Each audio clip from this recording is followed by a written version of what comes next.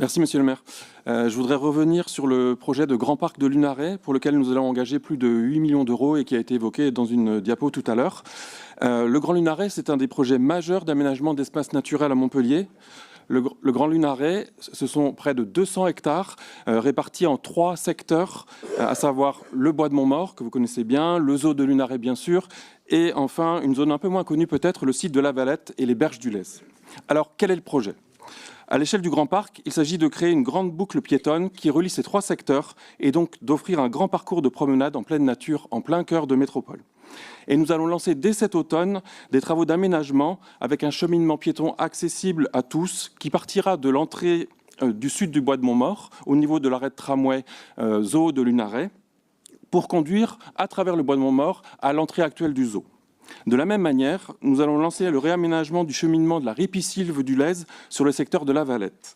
La ripisylve, c'est-à-dire tout cet espace boisé extraordinaire planté au bord du Lez entre Agropolis et le village de la Valette. C'est un lieu qu'il nous faut protéger. Et pour cela, nous avons reçu le soutien de la Fondation du patrimoine. Nous allons donc le réaménager avec un cheminement en platelage bois qui sera réalisé au cours de l'année. L'idée sera aussi à terme de relier ces berges du Lez à la station de tramway Agropolis et on aura ainsi une deuxième entrée du Grand Parc de Lunaret qui sera reliée au tramway. Pour ce qui est du village de la Valette, à proprement parler, on va continuer à lui redonner vie cette année. D'ores et déjà, les services qui travaillent sur le projet sont installés dans l'ancien orphelinat et l'année qui vient va être celle de la préfiguration du futur tiers-lieu de la Valette, qui sera centré sur la nature et la culture scientifique que nous souhaitons faire vivre sur ce site qui est situé à proximité de grands centres de recherche comme vous le connaissez, l'IRD ou l'INRAE par exemple.